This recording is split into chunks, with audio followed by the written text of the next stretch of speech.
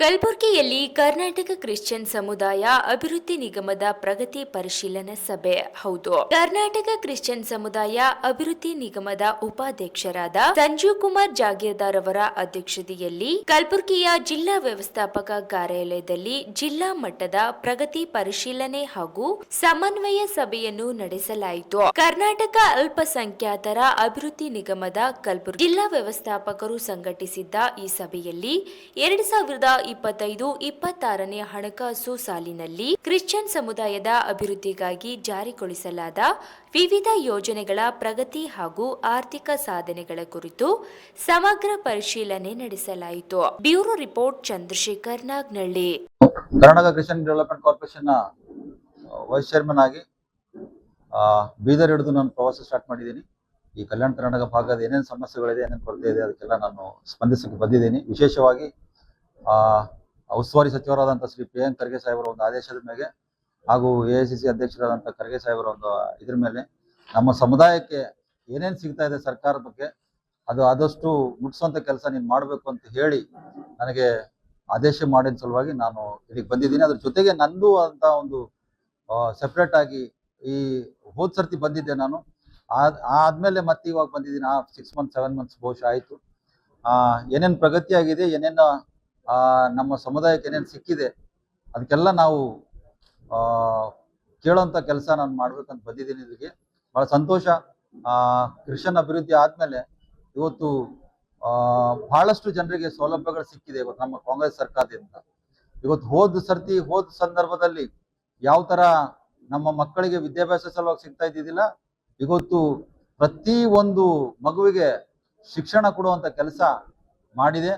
ಹೋದ್ ಸರ್ತಿ ನಾನು 250 ಕೋಟಿ ರೂಪಾಯಿ ಹೋದ್ ಸರ್ತಿ ಕೇಳಿದಾಗ ಅವಾಗೆ ಫಸ್ಟ್ ಟೈಮು ಬರೀ 80 ಕೋಟಿ ಕೊಟ್ಟಿದ್ರು. ಅದ್ರ ಜೊತೆಗೆ ನಾನು ಮೊನ್ನೆ ಮಾರ್ಚಲ್ಲಿ ನನ್ನ ಎಲ್ಲ ನಮ್ಮ ಕಮಿಟಿ MD ಅವ್ರಿಗೆ ಕರ್ಕೊಂಡು, ನಮ್ಮ ಕಮಿಟಿದವ್ರು ಎಲ್ಲರಿಗೂ ಕರ್ಕೊಂಡು ಹೋಗಿ ನಾನು ಮಾನ್ಯ ಮಾಜಿ ಸಚಿವರಾದಂಥ ಮೈನಾರಿಟಿ ಮಿನಿಸ್ಟರ್ ಆದ ಜಮೀರ್ ಸರ್ ಹತ್ರ ಹೋಗಿ ಆವತ್ತಿನ ದಿವಸ ನಮ್ಮ ಕಮ್ಯುನಿಟಿಗೆ 500 ಕೋಟಿ ಕೊಡ್ಬೇಕಂತ ಹೇಳಿ ಆವತ್ತಿನ ದಿವಸ ನಾನು ಆದೇಶ ಮಾಡಿದೆ. ಆವತ್ತಿನ ದಿನ ನಾನು ಕೇಳ್ಕೊಂಡಾಗ ಅವರು ಎಲ್ಲಾ ಕಮ್ಯುನಿಟಿಗಳಿಗೆ ಕೊಡಬೇಕು, ಎಲ್ಲಾ ನಿಗಮದಗಳಿಗೆ ಕೊಡ್ಬೇಕು ಅಂತ ಹೇಳಿ ಅವರು ನಮಗೆ 95 ಕೋಟಿ ಮತ್ತೆ ವಾಪಸ್ ಕೊಟ್ಟಿದ್ದಾರೆ. ಅದಕ್ಕೆ ನಾನು ನನ್ನ ಪರವಾಗಿ, ನನ್ನ ಕಮ್ಯುನಿಟಿ ಪರವಾಗಿ, ನಿಗಮದ ಪರವಾಗಿ ನಾನು ಸರ್ಕಾರಕ್ಕೆ ಧನ್ಯವಾದಗಳನ್ನು ಸಲ್ಲಿಸ್ತೀನಿ. ಆದಷ್ಟು ಬೇಗ ಈ ಕ್ರಿಸ್ಮಸ್ ಡಿಸೆಂಬರ್ ಒಳಗಡೆ ಆದಷ್ಟು ಬೇಗ ನಾವು ಅದು ಖರ್ಚು ಮಾಡಿ ಮತ್ತೆ ವಾಪಸ್ ನಾವು ಸರ್ಕಾರಕ್ಕೆ ಕೇಳುವಂತ ಕೆಲಸ ನಾನು ಮಾಡ್ತೀನಿ ಅಂತ ಹೇಳುತ್ತಾ ತಮ್ಮೆದ್ರ ಅದ್ರ ಜೊತೆಗೆ ಈ 90 ಕೋಟಿಯಲ್ಲಿ ನಾನು ನಮ್ಮ ಒಂದು ಅಭಿವೃದ್ಧಿಗಾಗಿ ಸ್ವಲ್ಪ ಜನ ಚರ್ಚ್ ರಿನಿವೇಶನ್, ಸಮುದಾಯ ಭವನ ಅಂತೆಲ್ಲ ಕೇಳ್ತಾ ಇದ್ರು. ಅದಕ್ಕೆ ನಾನು ಆದ್ಮೇಲೆ ಒಂದು 45 ಕೋಟಿ ಬರೀ ಎಜುಕೇಶನ್ ಕೊಡಬೇಕು ಅಂತ ಹೇಳಿ, ಎಜುಕೇಶನ್ ಸಲುವಾಗಿ 45 ಕೋಟಿ, ಡೆವಲಪ್ಮೆಂಟ್ ಸಲುವಾಗಿ 45 ಕೋಟಿ ಅಂತ ನಾನು 2 ಭಾಗ ಮಾಡಿ ಇವತ್ತು ಹೆಚ್ಚಿನ ರೀತಿಯಲ್ಲಿ ಈ ಕಲ್ಯಾಣ ಕರ್ನಾಟಕ ಭಾಗದ ಮಕ್ಕಳಿಗೆ ಒಂದು ಶಿಕ್ಷಣ ಸಿಗಬೇಕು. ಬರೀ ಮಾತ್ರ ಕಲ್ಯಾಣ ಕರ್ನಾಟಕದಲ್ಲ, ಇಡೀ ರಾಜ್ಯದ ಮಕ್ಕಳಿಗೆ ಇವತ್ತು ನಮ್ಮ ಸರ್ಕಾರದಿಂದ ಸಿಗುವಂತ ಸವಲತ್ತುಗಳು, ಇವತ್ತು ಮೆಡಿಕಲ್ ಆದ್ಮೇಲೆ ಇವತ್ತು MD ಮಾಡೋ ಸಲುವಾಗಿ, ಫಾರಿನ್ ಸ್ಟಡಿ ಸಲುವಾಗಿ ಇವತ್ತು ನಮ್ಮ ಹತ್ರ ದುಡ್ಡಿದೆ. ಇವತ್ತು 1ನೇ ಕ್ಲಾಸ್ ಹಿಡಿದು MD ವರೆಗೂ ಇವತ್ತು ಸ್ಕಾಲರ್ಶಿಪ್ ಕೂಡ ಕಡಿತಿದ್ದೇವೆ ನಾವು. ನಮ್ಮ ಮಕ್ಕಳಿಗೆ ಬಹುಶಃ ನಮ್ಮ ಸಮಸ್ಯೆ ಏನ್, ನಮ್ಮ ಜನರ ಕೊರತೆ ಅಂತಂದ್ರೆ ಸ್ವಲ್ಪ ಸ್ಕೀಮಿನ ಬಗ್ಗೆ, ಆಮೇಲೆ ಸ್ವಲ್ಪ ಇದ್ರ ಬಗ್ಗೆ ಸ್ವಲ್ಪ ಕೊರತೆ ಇದೆ, ಮಾಹಿತಿ ಕೊರತೆ ಇದೆ.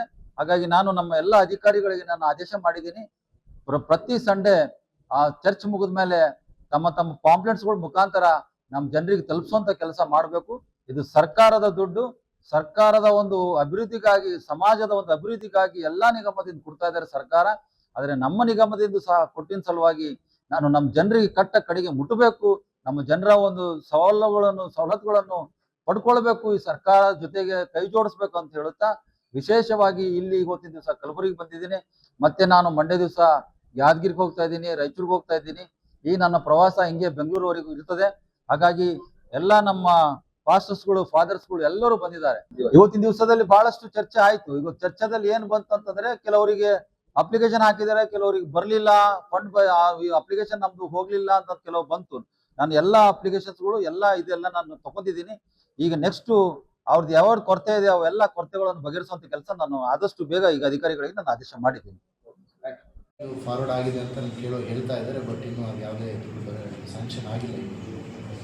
ಆಮೇಲೆ ಏನಂತಂದರೆ ಅವರಲ್ಲಿ ಡೌಟ್ ಪಡೆದೇನಂತಂದರೆ ಅದು ಕಾಂಪೌಂಡು ಇದೆ, ಅದಕ್ಕೆ ಆ ರೀತಿ ಇಲ್ಲಿಯ ಡಿ ಸಿ ಅವರು ಜಾಗ ಸರಿದ್ದಾಗಲೇ ಅದನ್ನು ನೋಡಿ ಫೋಟೋ ತೆಗೆಸೆಲ್ಲ ಕಳಿಸಿದ್ದೆ, ಅದರ ಡೀಟೇಲ್ಸ್ ಎಲ್ಲ. ಆದರೆ ಅಲ್ಲಿ ಅವರು ಕೂತ್ಕೊಂಡು ಆ ರೀತಿ ಸಸ್ಪೆಕ್ಟ್ ಮಾಡ್ತಾರೆ.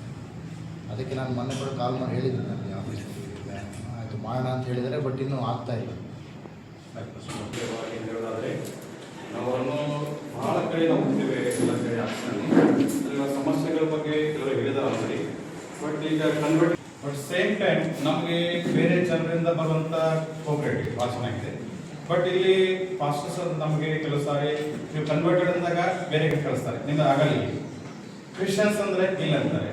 ಈಗ ಒಂದು ಅರಿವು ಯೋಜನೆ ಇದೆ, ಅರಿವು ಯೋಜನೆಯಲ್ಲಿ ನಮಗೆ ಕನ್ವರ್ಟೆಡ್ ಕ್ರಿಶ್ಚಿಯನ್ಸ್ಗೆ ಮಕ್ಕಳಿಗೆ ಅಥವಾ ಇಂಜಿನಿಯರ್ ಹೋಗಲಿ ಮೆಡಿಕಲ್ ಹೋಗಲಿ ಅದರಲ್ಲಿ ಸ್ಕೀಮ್ ಇದೆಯಾ ಅಥವಾ ಬರೀ ಕ್ರಿಶ್ಚಿಯನ್ಸಿಗೆ ಇದೆಯಾ, ಅದೊಂದು ನಮಗೆ ಥಿಯರಿ ಮಾಡಬೇಕು.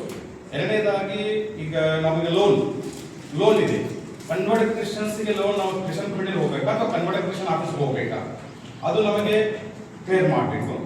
ಮೂರನೇದಾಗಿ ನಾವು ಲೋನ್ ಹಾಕ್ತಾರೆ, ಈಗ ಮಾತಾಡಿದ್ರು ಕ್ರಿಶ್ಚಿಯನ್ಸ್ ಅಂದಾಗೆ ಅದು ಬೇರೆ ಹೋಗ್ತದೆ, ಕನ್ವರ್ಟೆಡ್ ಕ್ರಿಶ್ಚಿಯನ್ ಅಂದಾಗೆ ಅದು ಬೇರೆ ಕಡೆ ಹೋಗ್ತದೆ. ನೀವು ನಮಗೆ ಸಂಬಂಧ ಪಡಲ್ಲ. ನನ್ನ ಮಕ್ಕಳಿಗೆ ನಾನು ಕ್ರಿಶ್ಚಿಯನ್ಸ್ ಅಂತ ಹೋಗಿ 2-3 ಸಾರಿ ನಾನು ಅವ್ರಿಗೆ ಕೂಡ ಒಂದು ಸಾರಿ ಫೋನ್ ಮಾಡಿದ್ದೆ, ಇಲ್ಲರಿ ನಾನು ನಮಗೆ ಕೇಳಿ ಹೇಳ್ತೀನಿ ಅಂದ್ಕೊಂಡು ನಾನು ಆಮೇಲೆ ಹೋಗ್ಬೇಕು ಮಾತಾಡ್ಬಿಟ್ಟು. ಸೊ ಈಗ ಎಜುಕೇಷನ್ ಲೋನ್ ಮಕ್ಕಳಿಗೆ 5th ಇಂದ 10th ವರೆಗೆ ಇರ್ಬೋದು, ಅಥವಾ ಹೈಯರ್ ಎಜುಕೇಷನ್ ಆಗಿರ್ಬೋದು, ಅಥವಾ ಮೆಡಿಕಲ್ ಆಗಿರ್ಬೋದು, ಇಂಜಿನಿಯರ್ ಆಗಿರ್ಬೋದು, ಅವರಿಗೆ ಕನ್ವರ್ಟೆಡ್ ಕ್ರಿಶ್ಚಿಯನ್ಗೆ ಎಲ್ಲಿ ಹೋಗಬೇಕು, ಕ್ರಿಶ್ಚಿಯನ್ಸ್ 3rd ಬಿ ಎಲ್ಲಿ ಹೋಗಬೇಕು, ಕ್ಯಾಟಗರಿ 1 ಎಲ್ಲಿ ಹೋಗಬೇಕು, 3rd ಬಿ ಕ್ರಿಶ್ಚಿಯನ್ಸ್ ಎಲ್ಲಿ ಹೋಗಬೇಕು, ಅದ್ರ ಬಗ್ಗೆ ಸರಿಯಾಗಿ ಮಾಹಿತಿ ಕೊಟ್ಟರೆ ನಾವು ಜನರಿಗೆ, ನಮ್ಮ ಸಭೆಗಳ ಜನರಿಗೆ ಅಥವಾ ಎಲ್ಲ ಹಳ್ಳಿಗಳ ಜನರಿಗೆ ನಾವು ಹೇಳಕ್ಕೆ ಸಾಧ್ಯ. ಮತ್ತು 50 ಲಕ್ಷದಲ್ಲಿ ನಾವು 25 ಲಕ್ಷ ನಮ್ಗೆ ಹಣ ಬಿಡುಗಡೆ ಆಗಿದೆ ಸರ್. ಹಣ ಬಿಡುಗಡೆ ಆದಾಗ ನಮ್ಮ ಮತ್ತೆ ಅದೆಲ್ಲ ವೆರಿಫಿಕೇಶನ್ ಮಾಡಿ ನಮ್ಮ ಸಾಹೇಬ್ರ ಕಡೆಯಿಂದ ಇಂಜಿನಿಯರ್ ಕಡೆಯಿಂದ ಎಲ್ಲ ಸಬ್ಮಿಟ್ ಮಾಡಿ ಸರ್. ಮೇಡಮ್ ಹತ್ರ ಹೋಗಿ ನಾವು ಸಬ್ಮಿಟ್ ಮಾಡಿ ಸರ್. ಸಬ್ಮಿಟ್ ಮಾಡಿದ್ಮೇಲೆ ಮತ್ತೆ ಈಗ ಜನವರಿ ತಿಂಗಳಲ್ಲಿ ನಾವು ಸಬ್ಮಿಟ್ ಮಾಡಿದ್ವಿ, ಇನ್ನು 7 ತಿಂಗಳಂತೆ ನಮಗೆ ಸೆಕೆಂಡ್ ಬಿಲ್ ಬರ್ತಾನೆ ಇದೆ ಸರ್. ನೀವು ಇಲ್ಲ ಅಂತ ಅವ್ರು ಹೇಳ್ತಾರೆ ಸರ್, 2 ನಿಮ್ಮ ಹತ್ರ ಇಲ್ಲ ಅಂತ ಹೇಳ್ತಾರೆ ಸರ್. ಅವೆಲ್ಲ ಕಳಿಸಿದ್ದನ್ನ ಅವ್ರು ಇನ್ನೂ ನಮ್ಗೆ ರೆಸ್ಪಾನ್ಸ್ ತೋರಿಸ್ತಾ ಇಲ್ಲ ಸರ್.